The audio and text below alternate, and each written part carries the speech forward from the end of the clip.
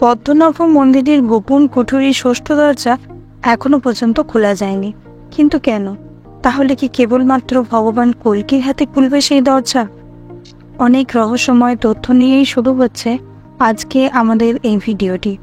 কেরলের বিখ্যাত পদ্মনাভস্বামী মন্দির খ্যাতি শুধুমাত্র ভারতেই সীমাবদ্ধ নয়, এই মন্দিরের খ্যাতি রয়েছে জগৎজোড়া।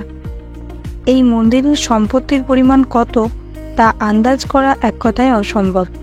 2011 সালে এই খবর ছড়িয়ে পড়ে চারিদিকে, আর এর পিছনের রহস্য জানতে পারলে আপনিও অবাক হবেন। মানা হয় এই মন্দিরের মাটির নিচে রয়েছে অসংখ্য গোপন কক্ষ। সম্প্রতি খোলা হয়েছে, তার ভিতরে এত সম্পত্তি রয়েছে যা আপনার কল্পনার অতীত। এই মন্দিরের বয়স প্রায় 5000 বছর। তৎকালীন ত্রাভানকরের রাজপরিবার তিরুবনন্তপুরমে অবস্থিত এই মন্দির প্রতিষ্ঠা করেন। 1750 খ্রিস্টাব্দে রাজা মস্তান বর্মা নিজেকে পদ্মনাভ দাস হিসেবে ঘোষণা করেন। তারপর থেকেই পুরো রাজপরিবার এই মন্দিরের সেবার কাজে নিযুক্ত। শুধু তাই নয়, আজ ওই রাজপরিবারের অধীনস্থ প্রাইভেট ট্রাস্ট এই মন্দিরের দেখভাল করেন। ইতিহাসের পাতায় চোখ দিলে এই মন্দিরের অনেক অজানা রহস্যের কথা জানা যায়। ঐতিহাসিক এমিলি গ্লিজারিস্ট হ্যাচ তার ট্রাভানকোর আর guide book for the visitor এই বইটিতে এই মন্দিরের দরজার সাথে জুড়ে থাকা রহস্যের কথা উল্লেখ করেছেন। 1908 সালে একবার এই মন্দিরের বন্ধ থাকা গোপন দরজাগুলি খোলার চেষ্টা করা হয়।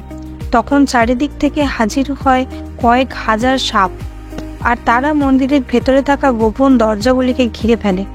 পরবর্তীকালে 1931 সালে এই একই ঘটনার পুনরাবৃত্তি ঘটে। এরপর ওঠে প্রশ্ন, এমন কি রয়েছে সেই গোপন কক্ষে যা যুগ যুগ ধরে পাহারা দিচ্ছে সশস্ত্র নাগ? 2011 সালে সুপ্রিম কোর্টে একটি পিটিশন দেওয়া হয়, যেখানে 6টি রহস্যময় দরজা খোলার দাবি জানানো হয়। এরপরেই বানানো হয় 7 জনের একটি বিশেষ টিম, আর সেই টিমের অংশ ছিলেন বৈজ্ঞানিক থেকে আর্কিওলজিস্ট সকলেই।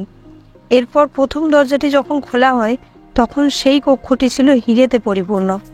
দ্বিতীয় দরজাটি খোলা হলে সেখানে দেখা যায় ঘর ভর্তি লাল চুনি। এরপর বাকি 3টি ঘরগুলিতে সোনা, রূপোর গয়না থেকে শুরু করে মাটির পাত্র সবই সযত্নে রাখা ছিল। শুধুমাত্র তাই নয়, কোনো এক দেবতার পরিদেহ, 500 পাউন্ড এর একটি বিশেষ সোনার বস্ত্র, কয়েক হাজার পাউন্ডের একটি সোনার চেন, আরও এরকম অনেক মূল্যবান সামগ্রীতে ভরা সেই সব ঘর, যার মূল্য আজকের বাজার অনুযায়ী দাঁড়ায় প্রায় 1,82,000 কোটি টাকা। কিন্তু জানলে অবাক হবেন, যিনি এই পিডিএফ ফাইল করেছিলেন, এই দরজা খোলার কয়েক সপ্তাহ পরেই অত্যন্ত রহস্যজনকভাবে সেই ব্যক্তির মৃত্যু হয়। এবং আর্কিওলজিস্ট সেই দল মোট 5টি দরজা খুলতে সক্ষম হয়েছিল ঠিকই, কিন্তু অনেক চেষ্টা করেও তারা ষষ্ঠ দরজাটি খুলতে পারেননি। এই দরজায় কোনো তালা লাগানো নেই, এমন কোনো ব্যবস্থা ছিল না। শোনা যায় এই দরজাটি খুলতে গেলে এক বিশেষ মন্ত্রোচ্চারণের প্রয়োজন।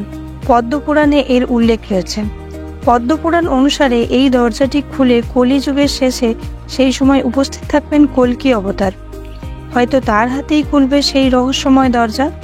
আমার মনে কিন্তু অনেক প্রশ্ন উঁকি দিচ্ছে। এই রাস্তা ধরেই কি অন্য কোনো ডাইমেনশনে পৌঁছে যাওয়া সম্ভব, নাকি এই মন্দিরের দরজার পিছনে লুকিয়ে রয়েছে বৈকুণ্ঠ পৌঁছে যাবার রাস্তা? হয়তোবা এখানে লুকানো রয়েছে ভগবান কল্কির সমস্ত বিশেষ অস্ত্র, দানবীর কর্ণের কবচকুণ্ডল থেকে শুরু করে অশ্বত্থামার মণি, কিংবা ভগবান শ্রীকৃষ্ণের সুদর্শন চক্র। হয়তো সবকিছুই রয়েছে এই গুপ্ত দরজার পেছনে। এর মধ্যে ঠিক কোন প্রশ্নটি আপনার মনে জাগছে অবশ্যই কমেন্টে জানান। আর এই রকম ভিডিও দেখতে আমাদের চ্যানেলটি এক্ষুনি সাবস্ক্রাইব করুন আর বেল আইকন প্রেস করতে ভুলবেন না।